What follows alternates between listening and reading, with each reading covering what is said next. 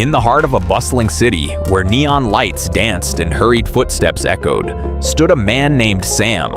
His eyes, though open, seemed to carry the weight of 1,000 unspoken words. Every day felt like a blur, a repetitive cycle that left him feeling utterly exhausted and disconnected. The vibrant city around him offered no comfort, only a stark reminder of his own isolation. Another day, another endless cycle. I'm so incredibly tired. This city, this life, it all feels so cold, so meaningless. Will I ever find a way out of this emptiness? Sam finally reaches the silence of his home, but the silence only makes his thoughts louder. He walks into the bathroom and stares at the man in the mirror. His face is wet, and his eyes are searching for a spark that has been gone for a long time. In the cold, sharp light, he realizes he does not recognize himself anymore. He feels like a stranger in his own life. Who is this person? I have lost myself in the noise of the world. Is this all that is left of me? Just a sad shadow in the mirror. The night grows deeper, but Sam cannot sleep. He sits on the edge of his bed, holding his head in his hands. The colorful lights of the city feel like ghosts in his dark room. The silence feels very heavy, pressing against his chest. He feels small, overwhelmed, and completely alone in a world that never stops moving. I need to find a way out of this darkness. I cannot live another day like this. Please, just want to find some peace and quiet. The next morning, the sun shines brightly through the green trees in the park. Sam walks slowly, trying to clear his mind. Suddenly, he meets a woman named Mary. She has a kind smile and a very warm heart. For the first time in a long time, Sam feels a little bit of hope. It is as if the morning light is finally reaching his soul. Hello. It is a beautiful morning, isn't it? Yes, it is. But you look like you're carrying a very heavy burden. Are you okay? They go to a small outdoor cafe to talk.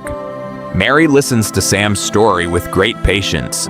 She tells him that true happiness does not come from what we get, but from what we give. She shares a secret. The best way to heal your own heart is to help someone else. I have an idea, Sam. I work with a charity for young children. Why don't you come and help us today?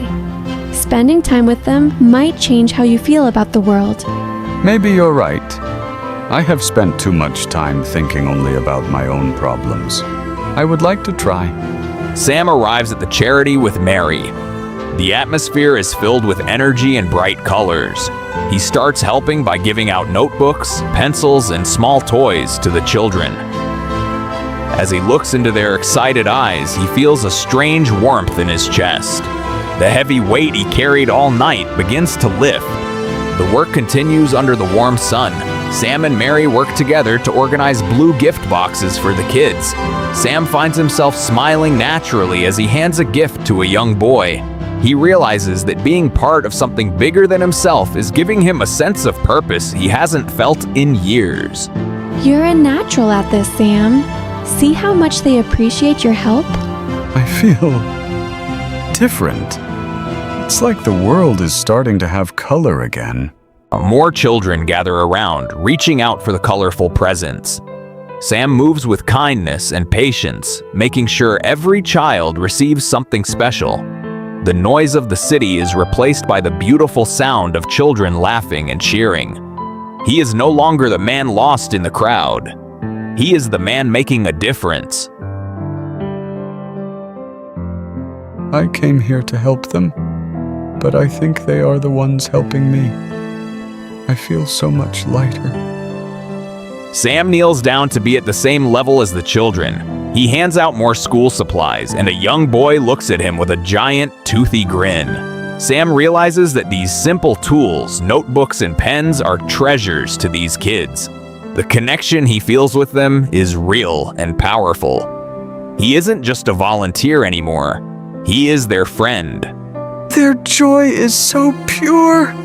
It is washing away all the bitterness I felt last night. I am finally beginning to understand what Mary meant. Later, Sam sits on a colorful rug in a room filled with toys. He opens a large storybook and begins to read out loud. The children gather around him, listening to every word with wide eyes. Sam's voice, which was once a whisper in the dark, is now strong and full of life. He is not just reading a story, he is sharing a moment of magic with them. I forgot how much I loved stories. Seeing their faces light up as I read, it makes me feel like I've finally found my own way home. The storytelling continues in a cozy classroom. Sam is completely focused on the children, and they are completely focused on him. One little girl leans in, fascinated by the pictures in the book. The room is a sanctuary of peace and learning. Sam feels a deep sense of calm that he thought was lost forever. This is peace. It isn't the absence of noise. It is the presence of love and connection. I don't feel overwhelmed anymore. I feel alive. As the day goes on, Sam and Mary put on aprons to serve warm meals to the people in the community. Sam moves with energy, passing plates of food with a genuine smile. He is no longer the tired man lost in the neon lights of the city. He is a part of a community, working side by side with Mary to bring comfort to others. The heavy silence of his room has been replaced by the warm chatter of people sharing a meal. You did a wonderful job today, Sam. Look at the joy you brought to everyone. Thank you for inviting me, Mary. I thought I was coming here to help them, but they ended up saving me. I haven't felt this happy in years. Sam stands at the serving table, handing a plate to a young girl who looks up at him with gratitude. In this moment, he realizes that the cold world he saw before was just a world where he hadn't yet shared his heart. He sees that life is not just about surviving another day. It is about the small acts of kindness that connect us all. He feels a profound sense of belonging and inner peace. I finally understand. Peace is not found in being alone. It is found in giving love. My heart is finally full. The sun sets over the city, and the neon lights begin to glow once more. But for Sam, the lights no longer feel cold or empty. He walks back home with a light step and a grateful heart. He knows that as long as he chooses to give and care for others, he will never be lost again. Sam's long journey through the darkness has finally ended in the bright light of a new life. Thank you, Mary. I am finally home. Thank you for watching. If you enjoyed this story, don't forget to subscribe for more interesting English learning videos like this. See you in the next story.